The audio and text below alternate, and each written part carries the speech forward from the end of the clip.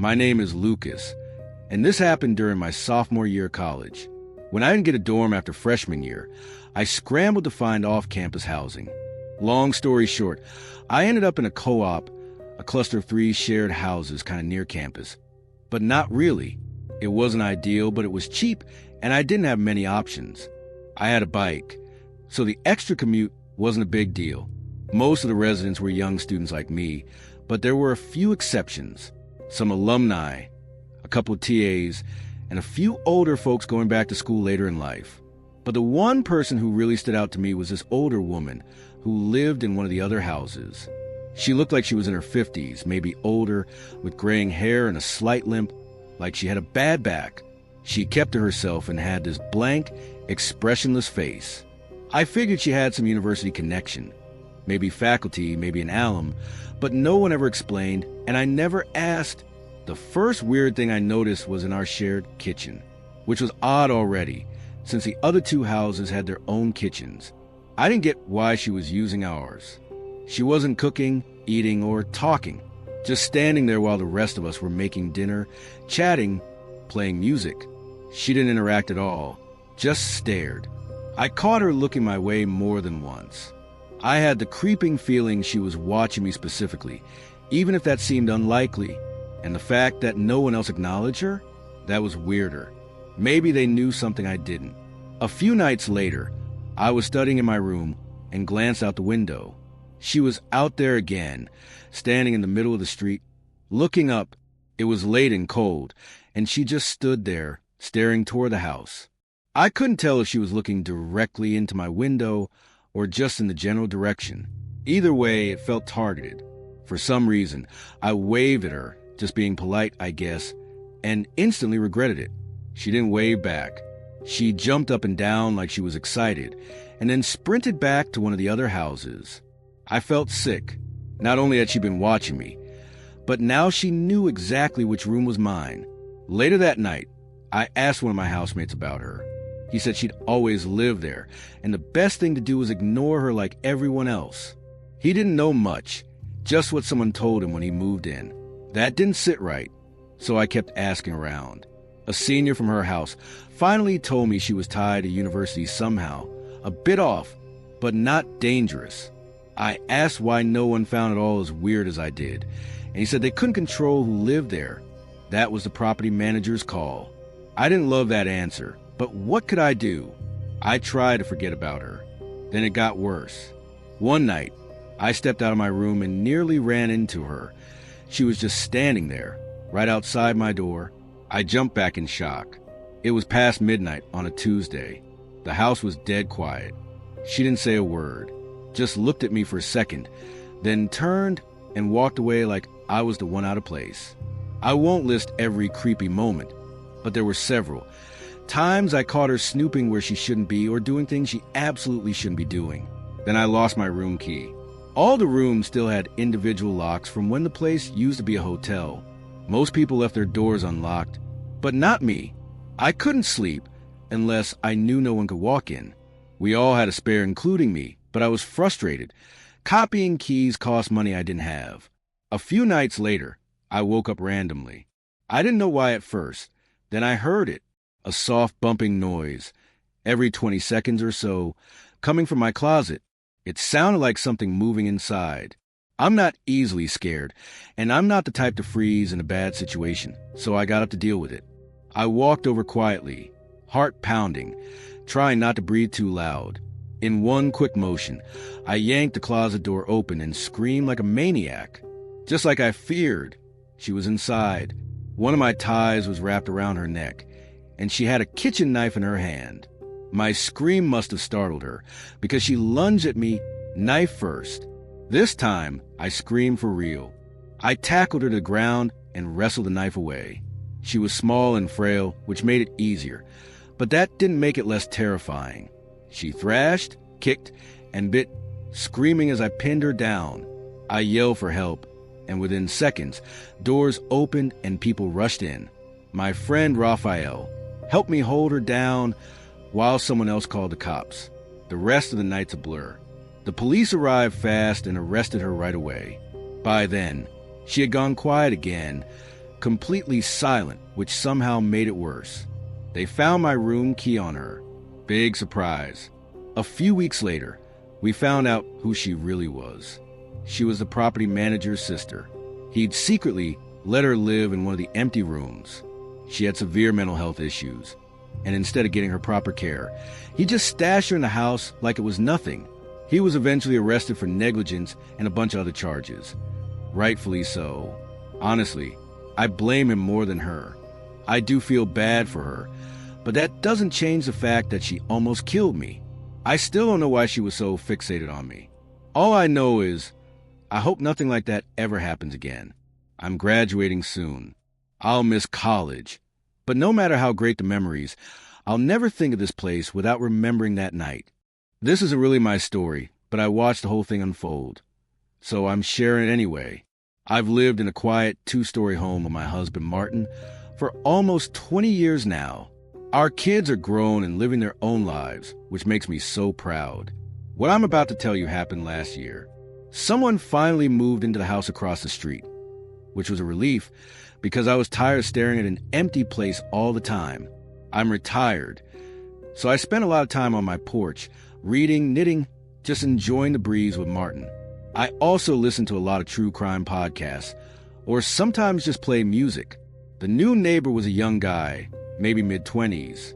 He drove a sleek BMW and wore flashy outfits, so either he had money or really wanted people to think he did. Don't get the wrong idea. He was actually very polite. He introduced himself after a few days. His name was Jake. He just graduated a few years back, like I guessed. Bright, friendly, and he hit it off with Martin right away. They chatted about sports, laughed a lot. Martin even shared some old college stories I hadn't heard in ages. Jake said he worked in the entertainment world, doing freelance work for some internet personality. I didn't really understand what that meant, but whatever it was, it seemed to pay well. He talked about stocks with Martin and mentioned a few of his investments. All in all, he seemed like a great neighbor. Things were calm for a while.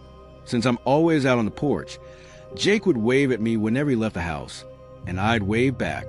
At some point, I started noticing a young woman showing up at his place.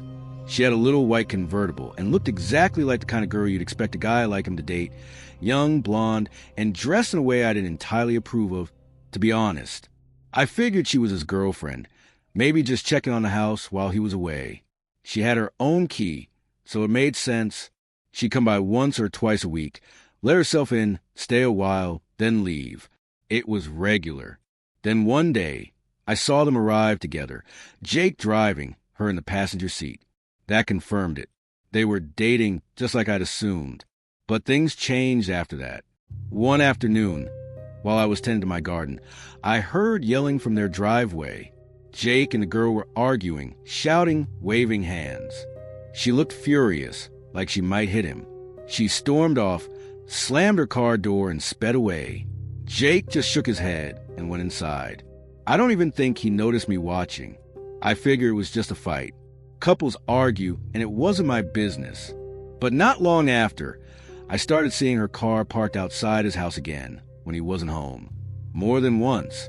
I told Martin, but he said I was being nosy and should just leave the poor kid alone. I agreed, but then everything blew up.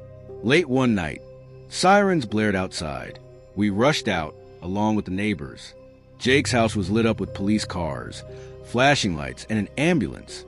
We watched in shock as the girl, her name was Kara, was walked out in handcuffs. She didn't fight it, didn't say a word, just stared ahead with this eerie blank look. Jake was wheeled out on a stretcher. He was a mess, blood everywhere. It made me gasp. We didn't see him for about a week after that. I was so worried. When he came back, Martin and I visited him. He let us in and told us everything. Kara had confessed, which made things easier for the police. First off, she was never supposed to have a key.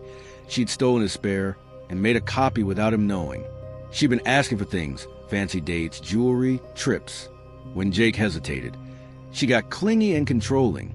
That's when things got rocky between them. Every time she showed up uninvited, Jake had no idea. She'd tracked his location through his phone, something I didn't even know you could do. She'd gone through his belongings and, worst of all, had installed hidden cameras in his room.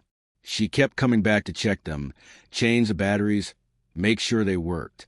That argument I overheard, that was him trying to break up with her. She refused. They agreed on a break, but she didn't mean it. She'd seen something through the cameras that pushed her over the edge. The next night, she came to his house with a knife. Jake managed to stop her, barely. The doctor said he was an inch away from needing surgery, or worse. We tried to comfort him, but he was clearly shaken. Before we left, he told us he'd learned his lesson about flaunting wealth, especially around the wrong people. He moved out shortly after that. Said he didn't feel safe knowing her friends might know where he lived. We never saw him again. I really hope he's doing okay. No one deserves to go through something like that, especially not someone that young. When I moved into my new place, I was just looking for a clean slate. I won't go into it, but let's just say I had my own bad situation in my old city. An ex made things too hard to stay. I came into money early in life and made some dumb choices about the people I kept around. Lesson learned. This new neighborhood is great. Low crime, peaceful, mostly families. The homes are spread out, which I love, except for the one next door. For some reason, it's much closer to mine than the rest of the houses are to each other. And it's huge, like massive. I figure it must belong to a big family, grandparents and all, but I was way off. Even though I try to keep to myself, I didn't want to be rude. So I made a point of introducing myself to all the neighbors. For whatever reason, I left the house next door for last. Don't ask me why. Everyone I met in the neighborhood seemed genuinely nice. Most of them were young parents. And yeah, they were a little intimidating just based on how put together they all seemed. I wasn't sure how a younger single guy like me would fit into a community like that, but that was more of me problem. By the time I got around to meeting my next door neighbor, I was pretty burnt out from all the small talk I'd done that day. But I knew if I didn't do it right then, I'd probably never get around to it. So I pushed through and walked up the driveway. I'd gotten used to being greeted by middle-aged folks. So when a dude with a mullet opened the door and looked even younger than me, I was caught off guard. I quickly got back on track and gave him the classic, "Hi, I'm new to the neighborhood" speech. Before I could even finish, he smiled wide and cut me off with something like, "Wow, some of my age, finally." I laughed and said the same, and told him how out of place I felt being a single guy in a neighborhood full of families. He waved it off and said most people around here kept to themselves anyway, which was a bit of a relief. He introduced himself as Tyler and told me I should stop by for a drink sometime. I jokingly said, "How about now?" thinking he'd laugh and invite me in, but instead, he glanced over his shoulder into his place, then turned back and said he'd love to, but he was working. I asked what he did, seemed like a normal follow-up, and his smile dropped a bit. After a pause, he just said finance, and didn't go into any more detail. A little weird, but whatever. I asked if he had roommates, and to my surprise, he said he lived alone, which blew my mind, considering how massive the house was. We chatted for a bit longer, exchanged numbers, and he headed back inside. I was actually kind of excited that some of my age lived next door. He seemed cool, but I couldn't shake the weirdness of someone that young living alone in such a huge place. I mean, yeah, I was doing the same thing, but my house wasn't even close to the size of his. Anyway, I went home and carried on. That was about 6 months ago. For a few weeks after, nothing really happened. I texted Tyler a few times to hang out, but he always said he was too busy and apologized a lot. Eventually, I stopped trying, not in a rude way, more of a you do you kind of way. I'm not the type to chase someone who clearly isn't interested. The weird thing was, I never saw anyone go in or out of his house. No friends, no dates, no deliveries, nothing. His car was always parked in the driveway, so I started wondering when he even left the house. I work from home, and my office is on the 3rd floor, which just so happened to overlook Tyler's place. So yeah, I noticed things. I know it sounds a little creepy, but the guy lived like a ghost, and his house was literally in my line of sight. I wasn't spying, just noticing. Then came a random Wednesday night. I woke up at 2 a.m. to loud music. I sleep with my window open, so I heard it clear as day. At first, I thought it was part of a dream, but nope. I looked outside, and boom, Tyler's driveway had like 7 cars parked in it. He was throwing a party. Now, I'm not a buzzkill. I've been to my share of parties, but it was a weekday and ridiculously loud. I figured I'd go over and ask him to turn it down. I threw on a hoodie and walked over. It was obviously a party from the noise alone. I knocked. Nothing. Tried again. Still nothing. I pulled out my phone to text him, but figured he'd just ignore it. I knocked harder. Still no answer. I tried the door handle, thinking it'd be locked, but it opened right up. First thing I noticed was a pile of shoes by the entrance, easily 10 pairs. But the house was empty. No people. No drinks. Nothing. I could still hear voices, laughing, yelling, clinking glasses, but when I focused, I realized it wasn't live. It was a recording, a literal party sound recording playing over speakers. It made 0 sense. The cars, the shoes, the noise, but no one around. I should have left, but curiosity got the better of me. I crept through the house until I saw a door that was slightly open. It led to the basement. Something in me just knew that whatever was really going on, it was down there. The basement was pitch black, except for a faint light coming from somewhere deeper inside. I had no reason to keep going, but I did. At the bottom of the stairs, I followed the light until I reached another door, slightly cracked. That's when I started to hear something else, something mechanical, a loud, rhythmic grinding, like power tools or heavy machinery. I leaned in and peeked through the gap. Inside were 3 older guys, way older than Tyler. They were in heavy-duty work gear, goggles, gloves, boots. Definitely not party attire. And weirdly enough, those boots weren't in that shoe pile upstairs. Under different circumstances, I might have thought they were contractors, but there was nothing normal about the scene. They were staring at something I couldn't see, and the smell of bleach or cleaner hit me hard. That's when the gut feeling kicked in, that awful, sinking dread that something was seriously wrong. I don't know how to explain it, but I just knew I was in danger. I turned to leave, trying to be as quiet as I could. As I made my way toward the stairs, the light behind me suddenly dimmed, like someone had closed the door. I didn't actually hear it shut over the fake party noise, but I felt it. I bolted up the stairs, heart hammering, and ran through the house. I burst out the front door, but didn't head straight to my place. Instead, I jumped my own fence, hit the backyard, and slipped into the side door, locking it fast. My chest was about to explode, but there was no way I could let Damon or any of those other guys know it was me snooping around. I took a second to breathe, then crept up to my office. I left all the lights off and crouched low under the window, peeking out toward Damon's house. I saw nothing at first. Then, a few minutes later, the front door slammed open and like 8 guys spilled out, scanning the yard, the street, everywhere. Damon wasn't one of them. These guys were older, like the ones I saw in the basement. They looked pissed. A couple of them started arguing, and one dude actually shoved another like they were about to throw down in the middle of the street. But it didn't happen. Eventually, they all went back inside, and the music cut off.